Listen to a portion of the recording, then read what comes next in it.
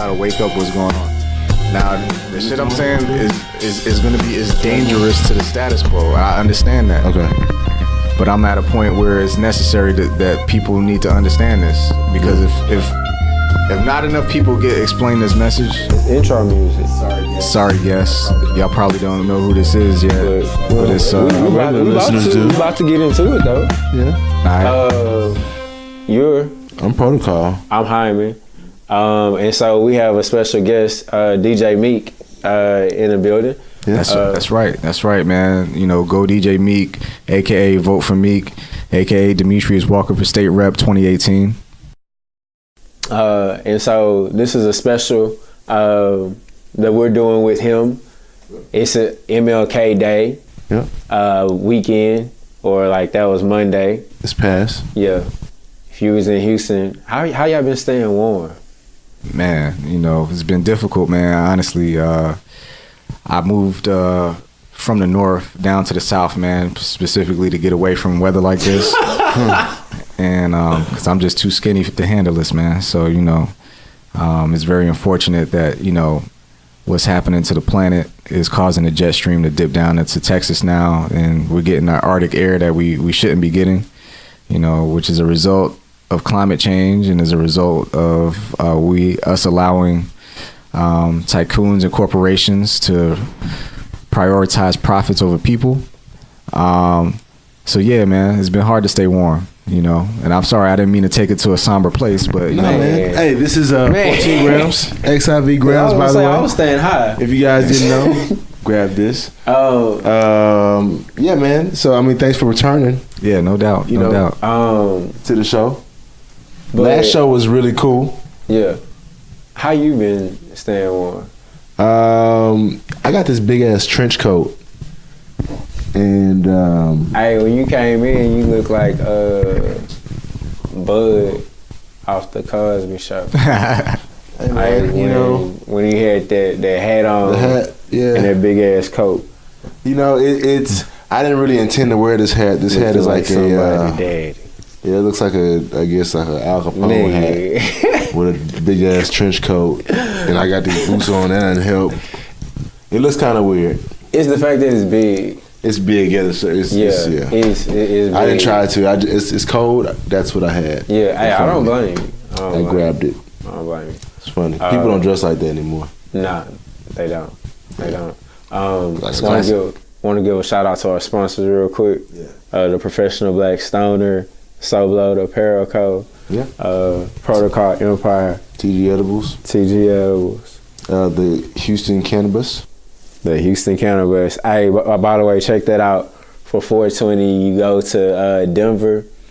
From Houston to Denver, 16-hour trip. But hey, you know what? You ride, you got some edibles that you can bring on your own. By the way, this is a 21 and up event. But you got your edibles or whatnot. You riding, you floating, you good. You get there 420. Oh, you get there actually 419. You have a free joint there waiting for you at the Airbnb. You have a shuttle service to the different events, a 4-acre private smoke session that includes live music and art, as well as a block party at a different event. It's for the culture. It's definitely for the culture. I'm definitely going to be aboard that, man. I'm putting it on my calendar right now. Either that one, or for 17, you get an option to smoke with hip-hop legends, Redman, and the God MC, Rakim, Yo-Yo, KRS-One, all of these folks will be at that block party. So, lit. Yeah. Also, our strain of the day. So, Meek, you picked Green Crack last time. I did. Super dope sativa strain. Do you mess with indica? You know, every once in a while, you know, there was an indica that I did like, Afghan Kush. Okay. You know, if I had to name one. That's a nice. Yeah, it has a great aroma. Yeah. Very sweet. Super pungent. Yeah, you know, but kind of makes you feel all tingly, which is, I don't know. It can be so intense that it could get annoying sometimes, but. Indica's good for, you know, just mellowing all the way out. Yeah. But sativa definitely keeps you focused in there. Hyman, do we have a word of the day, Jay? No, not right now. I feel it's gonna come like it last time was mycrene terpene. Yep, mycrene. That came out of nowhere. Mycrene. Yeah, mycrene terpene. That was good with me. And that comes from mango. There you go. So Mango. well, never mind. Adults. Sorry, it's Get you some guys. dried mangoes. You know what we're trying to say. It's the high. cliche thing. Adults. Get you some mangoes. Yeah. And heighten your high. for sure. 21 and up. That's right. You know. Kids, take your headphones off. Change the channel. Stay healthy. Stay in school. All right. You know what? I'm glad you mentioned school. One major issue going on right now in Houston, in particular, is HISD. Yeah. The fact that this school district is on the verge of being shut down.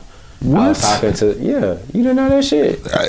Are you fucking serious? Our engineer just looked up as well, looking shocked. Wow. You didn't know that? Yeah, this is news to me as well, actually. Whoa. What? This is news to me. What? HISD is one of the largest school districts, In the country.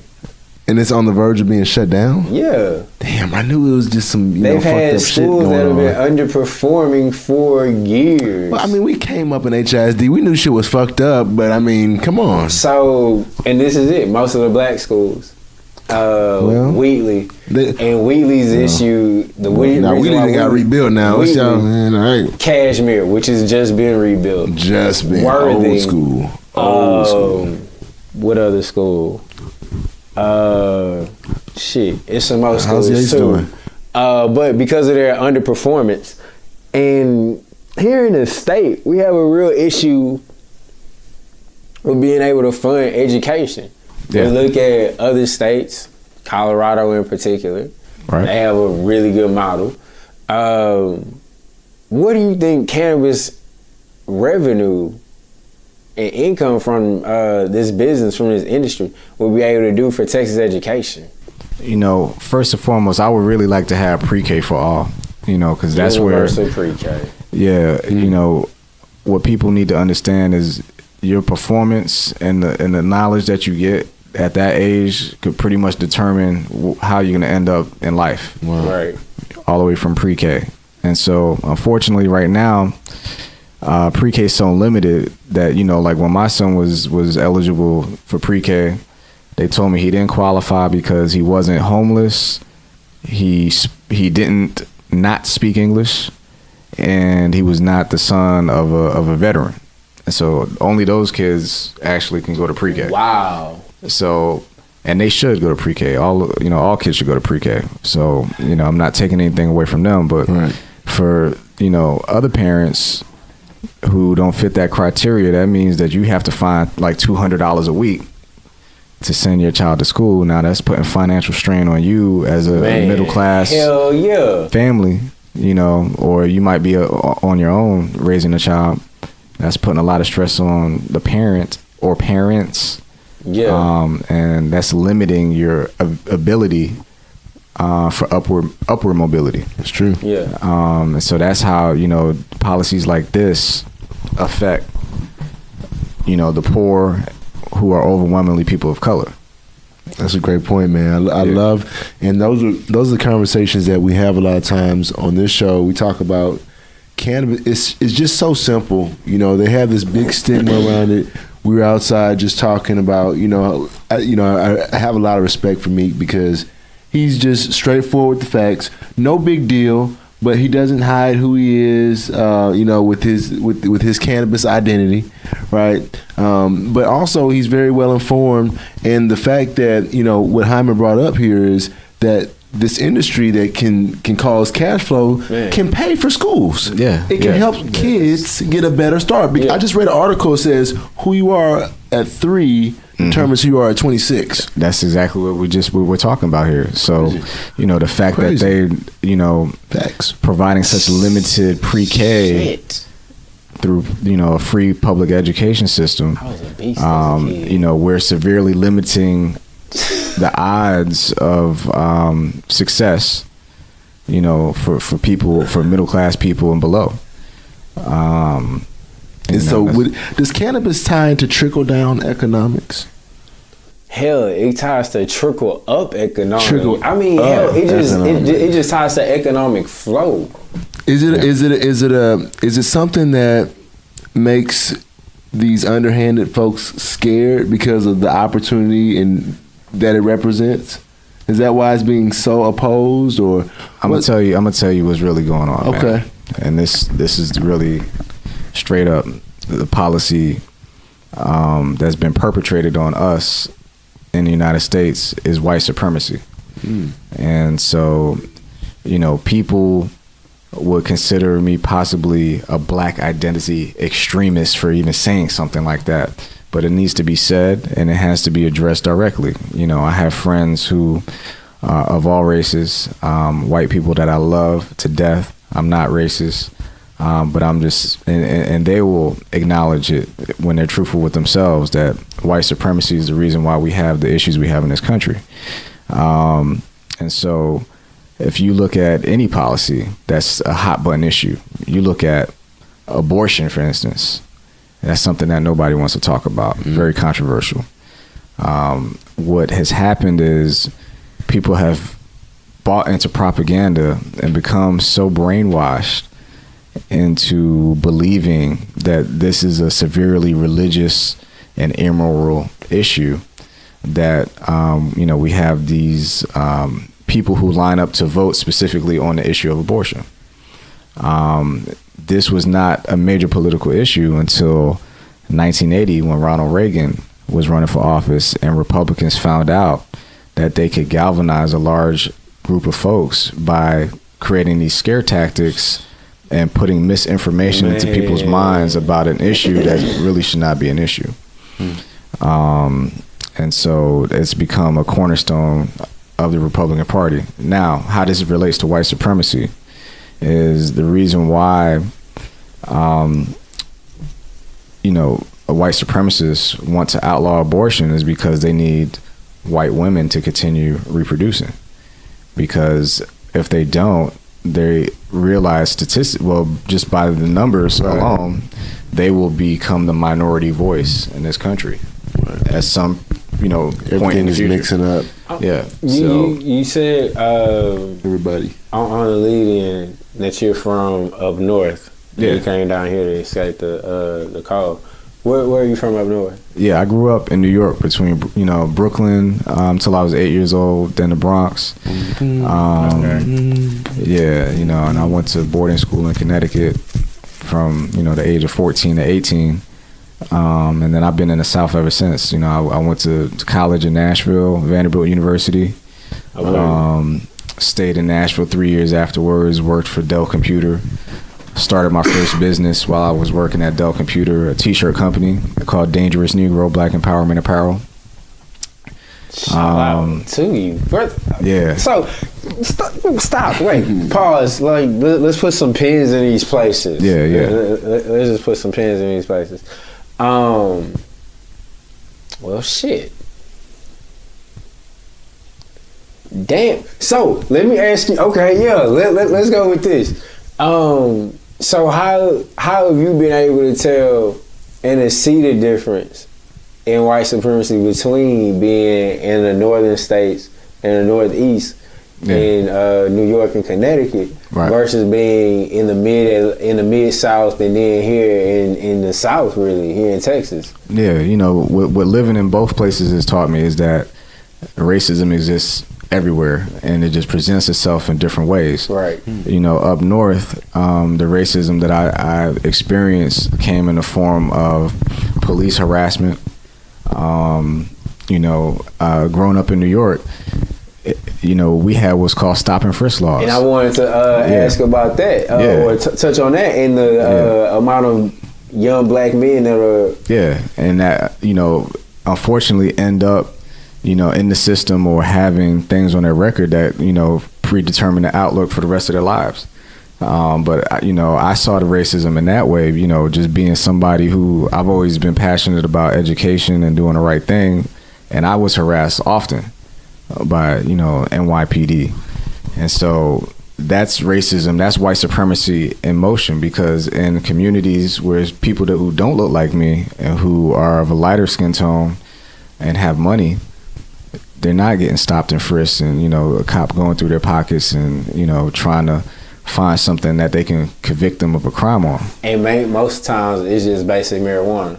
Yeah, that exactly. It is that these guys are Exactly. catching a charge for, or Right. catching a case for. Right. And the rest of the time they're a law-abiding citizen. Yeah, I mean, and that's why marijuana was prohibited in the first place, to stigmatize people of color. Right. And it's been used against people of color to profit from our incarceration ever since. Okay, so that's in the north. So what about in the mid south? Tennessee is the home of the goddamn KKK. Yeah. So the racism in the South comes out. I'm sorry. Go ahead. Go ahead, man. So I think I saw somewhere. I gotta check this, but I think I saw somewhere that some brothers just bought like a park that belonged to like a racist. Or belong to a Klansman. Oh yeah. I believe that was in Memphis. I think I know what you're talking about. Okay. Yeah. So I'm not crazy. Yeah. So they purchased this Confederate Memorial Park. There we go. Yeah. Because they couldn't remove it by any other means, so they just went ahead and bought the park and removed it themselves because the city wasn't going to do anything about it. People would come there every year dressed in Confederate regalia. Yeah. So they came up with a creative solution. That was dope. Yeah. But back to living in Tennessee. Yeah. Put a Harriet Tubman statue in it. Yeah, racism is more of a political. It comes down from it infiltrates politics in the South, and it's enacted through politics in the South. Is the difference that I saw. In the North, you see more liberal people in government, but the policies are so strict and still target people of color, even with, them being tough on crime in New York. The people who are most stigmatized and then, arrested and harassed are people of color. Yeah.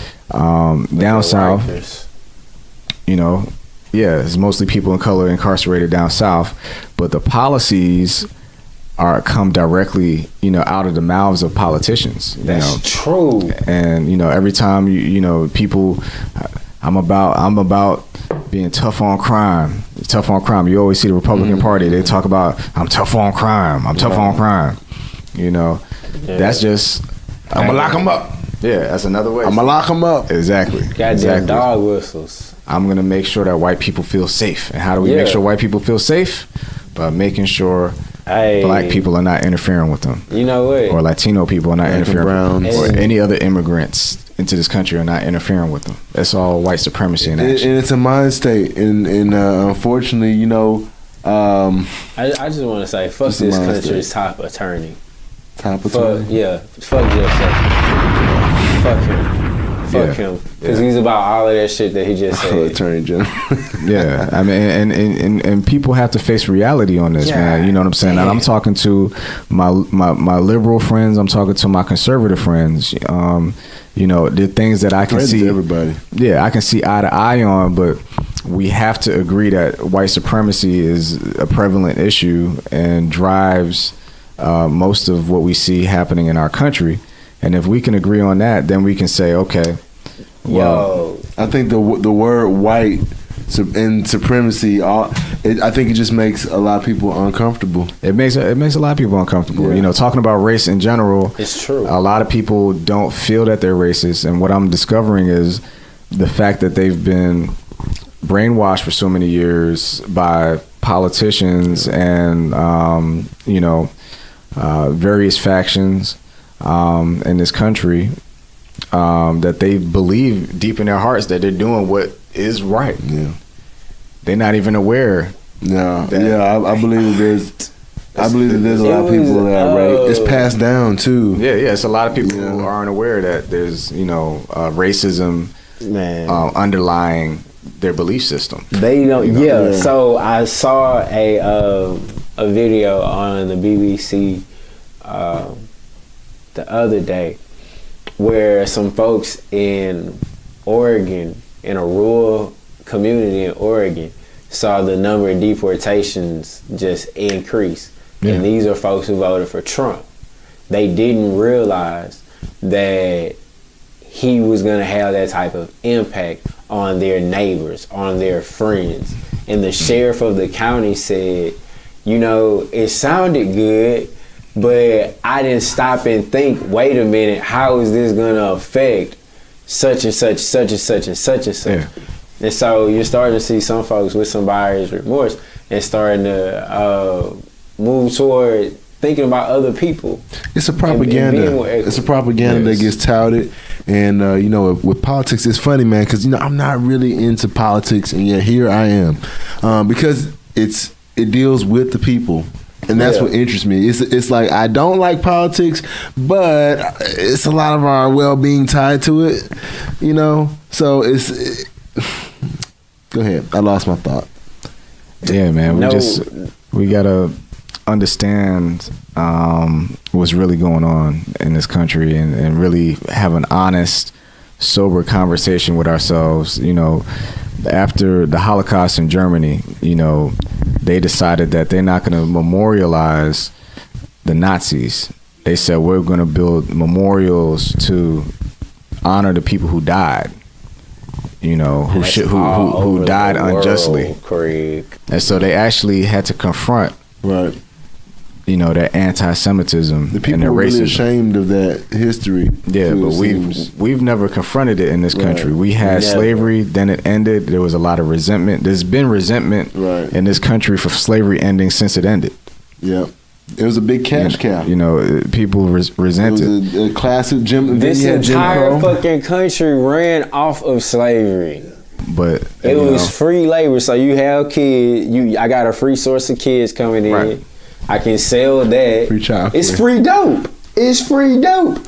I can take this free dope, go get me some money for it, go get some seeds, plant, harvest, have this free source of labor go harvest. Come on. Then turn that into some other type of product. Yeah. You know, and that's been the story of how we've been viewed in this country. You know, even after emancipation, you know, they fought us on every level from getting any kind of equity. It was, you know, they didn't give us any land, right? They said go out and earn on your own, right? So we, you know, pull you up by bootstraps, right? So we go out and start doing that. Then they said, you know what? We're not going to let them own homes. All right. So they created policies that specifically only allowed for home ownership for white people. So they didn't give us any money, would not allow us to create any wealth by ownership, by home ownership.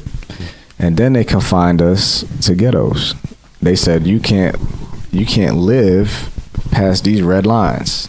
How do you believe that cannabis would be able to address, or cannabis legalization would be able to address a lot of these different types of issues here in the state of Texas?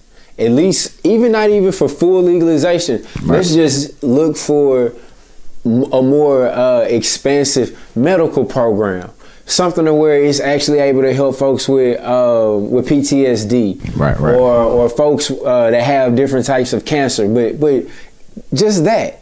Yeah, and that's, you know, that's going to help all people because you know, even with, you know, viewing it just from the medicinal standpoint, there's so many people I meet of every race out here that's suffering from, you know, there are a lot of veterans suffering from PTSD. Who need marijuana. You know, there's a lot of people who served for our country and, you know, have bullet wounds and have shrapnel wounds and intense pain that they're going to deal with for the rest of their lives.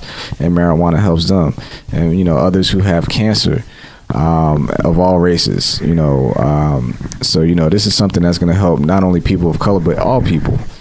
You know, now specifically, as it relates to incarceration, which overwhelmingly affects people of color, you know, I believe that, you know, even with the medicinal law passed, you know, we'll be able to reduce the stigma that's carried by people who consume marijuana. Most definitely. You know. That was a great point because, people have, just the physical pain that people have to deal with and the fact that there is something available that can make it better. It's starting to become a humanitarian issue. Yeah, it's inhumane. And then you have to deal with the psychological issue of, oh, this is illegal. Oh, I'm breaking the law. Right. Yeah, so now you feel immoral.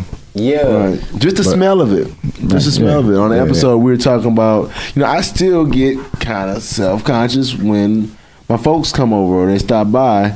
It's no big deal. I'm fine, but it's just like, gee whiz, you hate that this thing exists, but if I had a bottle of bourbon, on the shelf, no one cares. Nobody cares. Yeah, nobody. My wine is right under my TV. Yeah. No one cares. These are all artificially manufactured issues that propaganda has drilled into the minds of people through the course of the last several decades.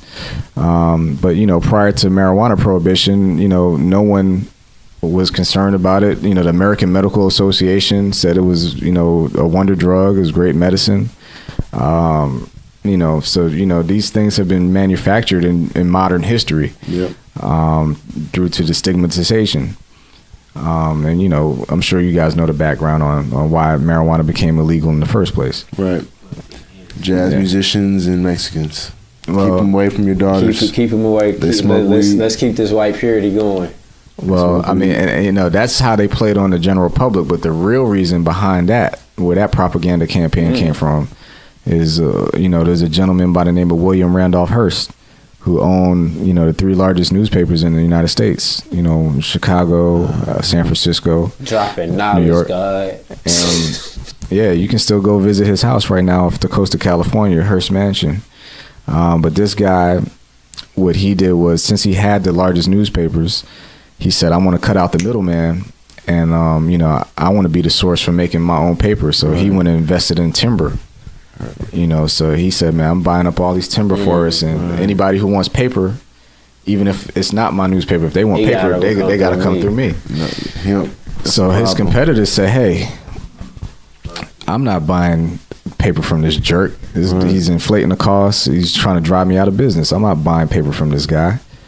They look for a cheaper way to buy paper and to create paper. The Mexicans had hemp. They say, hey, we use hemp for paper. This is a lot cheaper. It's more efficient. And so, this guy, William Randolph Hearst, who had invested in the timber, he said, hold up. I can't let them grow this hemp paper. This is going. I just invested all this money in the forest and timber. Right. This is going to put me out of business. Right. Sure would. So he, with the deep pockets, goes to his politicians and said, I need you guys to do something about this. Yeah. So once again, their excuse for doing something about this was, hey, let's go back to white supremacy. Let's tell everybody that Mexicans, first of all, they coming across our border illegally. We need to do something about this illegal immigration. We still talking about this now. Build a wall. Right? That's some bullshit. So these Mexicans is coming over here with the hemp, and they give it to the Negroes. And do you know what happens to black men when they consume this marijuana? They get sex crazed. Right, these sex crazed Negroes. So we need to make marijuana illegal, and in turn also make hemp illegal. And that's how white supremacy has, created this policy and created this mess. Talking about basically, okay, so let me ask you this: if you could put another word for white supremacy, is there any synonym for it or anything else that you could call it to clarify for those who don't understand or who are so stigmatized by the word or phrase white supremacy they can't accept it? Is there anything that is there any other label that you could put on it, or is that just it? I like to call it what it is. I mean, racism would be another term for it. Okay. But more specifically, it is, it's white supremacy. And, I'm not afraid to say it. So and other people with racism. Yes. Other people shouldn't be afraid to say it. Now, I'll tell you this. I meet a lot of conservative people, and I'm friends with a lot of conservative people who are not racist. Right. And they don't realize, though, that some of the policies that they support are racist. That's really true. Yeah. That's really true. Even if it affects them negatively. How do you feel that marijuana legalization will go ahead and lead toward jobs in communities of color where typically we have a higher unemployment rate? Right. Yeah. So, I want to create new businesses around the industry, and how this will create jobs for black people. First of all, we all should really be considering farming, even urban farming, or going out and getting farmland, because that's another industry that takes advantage of people of color, is the food industry. You know what I'm saying? We eating all these processed foods and things that are bad for us, and, dying from, high blood pressure and heart disease in a higher rate than anybody. These foods that we eat are terrible.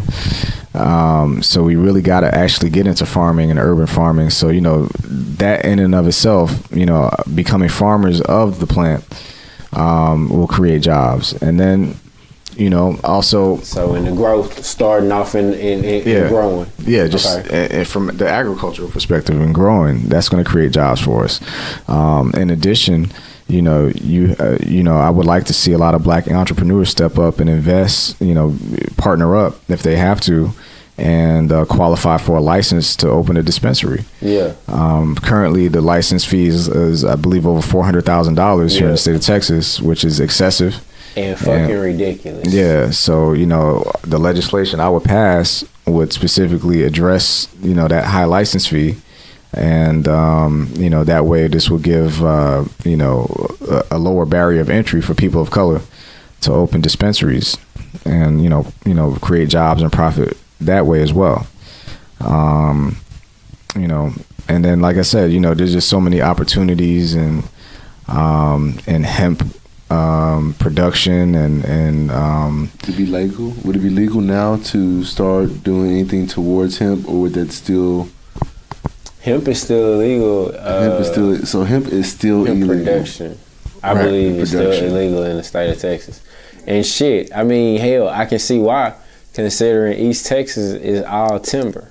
So East till Texas this day, is all timber. Mr. Hurst's framework is still in play. Still in play. Oh yeah, it's still in play, for certain. Because we know hemp is not in any way a danger to us, medically, socially. Very, very, very minute percentage of THC. Hemp oil, but it's still outlawed. In all 50 states. Still outlawed. Is that something that you would be able to address, or is that something that's is anyone looking at that?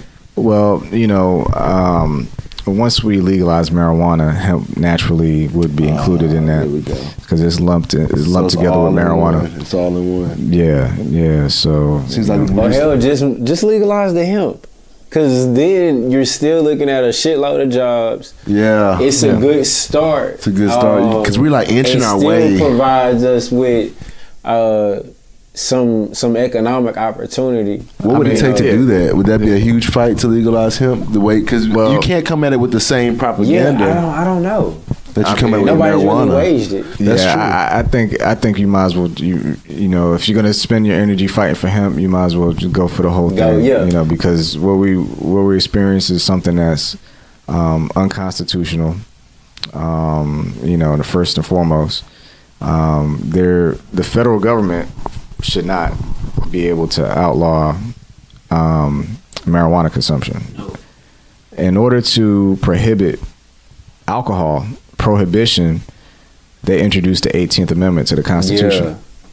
And then once they realized what a mistake they made with prohibition, unconstitutional. Yeah.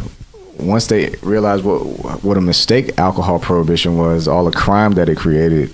And a lot of crime. Can I put a pin there? So new stat out from the other day is violent crime down in states where marijuana is legal. Hey, right, nice. To your point. because you're eliminating less of the black market. That the gang element or the organized crime element, I should say. But that's what I wanted to ask about. Are there any PACs that you know of that are marijuana based that are helping out candidates like yourself? You know what? I'm not currently aware of any, and it's probably my fault. I should have done some research. Yeah, you know. So I'm playing from behind a little bit. You know, with well, I have a campaign plan. So let me say that first and foremost. I have a campaign plan that I think once executed is going to be very successful. But I am playing from behind other candidates who are preparing for their candidacy a year ago. It came down to the last minute for me. December 11th, instead of driving to my office, I went ahead and drove to Austin and submitted my paperwork. And so, you know, with that in mind, yes, you know, I'm still researching and connecting and finding sources of funding, you know, at the present moment. Man, this is a dream in motion being captured in real time. Yeah. This is what this is just one part of how the green wave is represented, because we're talking about all the jobs that are available in the cannabis, not just owning dispensaries, but just being in retail management, working in those dispensaries, the ancillaries. Somebody got to transport the marijuana to the dispensary, manufacturing, the storage, lab work. Right. That becomes if we're talking about jobs for the future, talking about school districts getting closed down, things of that nature.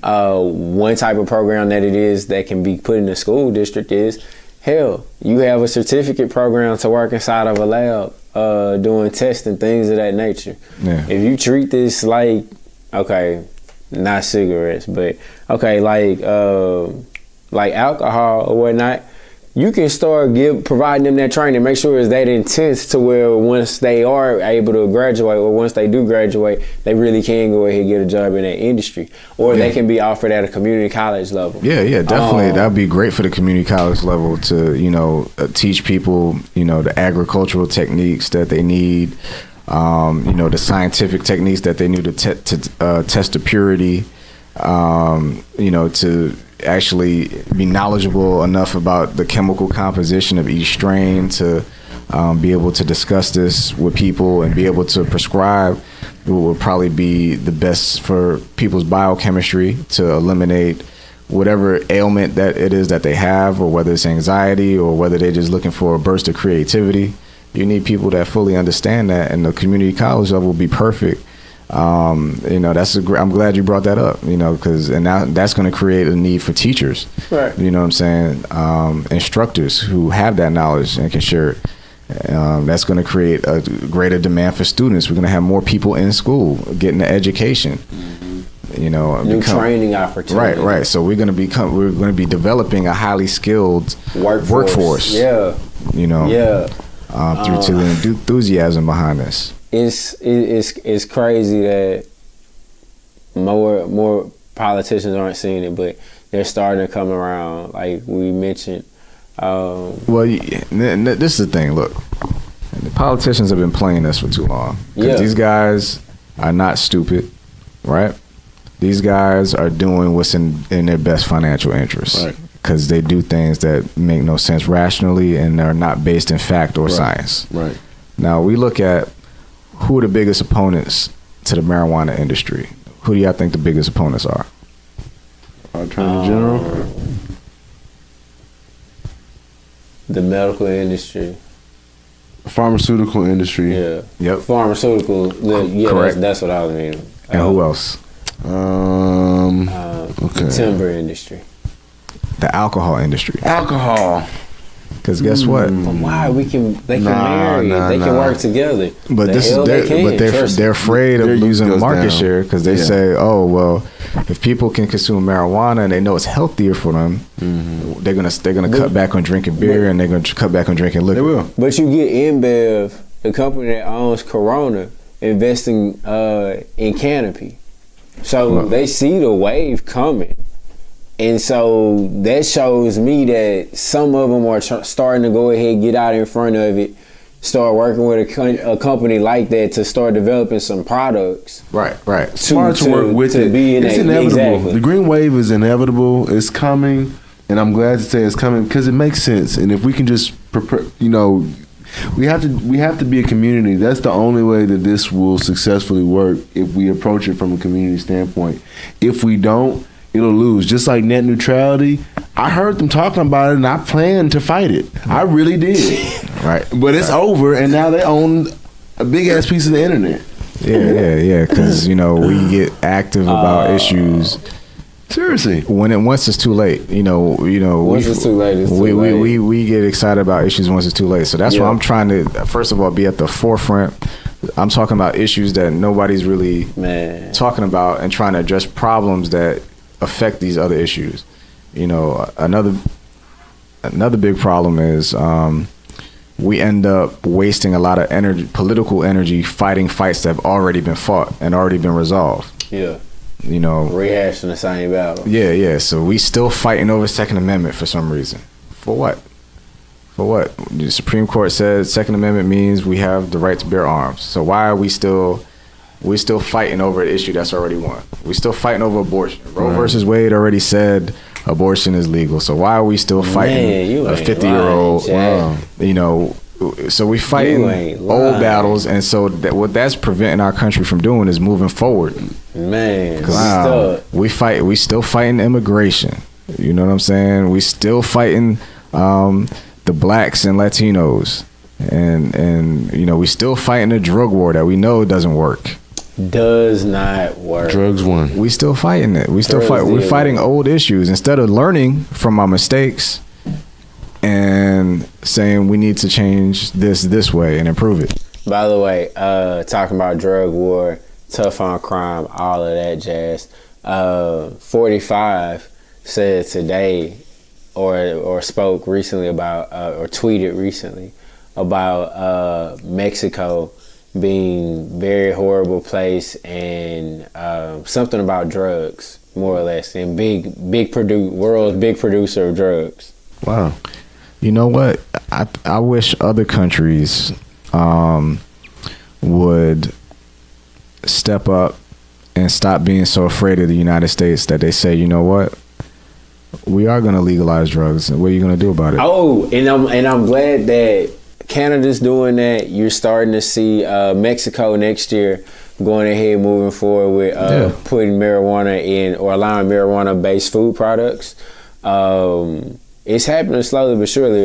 Uruguay legalizing, Israel with their medicinal work. So I think Australia was supposed to be looking at legalization sometime this year. They got to stop getting punked by us, know, and say, I'm not glad worried to see it too. Yeah, it's ridiculous, and the United States has the whole world in fear of drugs. Exactly, for no goddamn reason. One white guy with a timber forest got the entire world shook.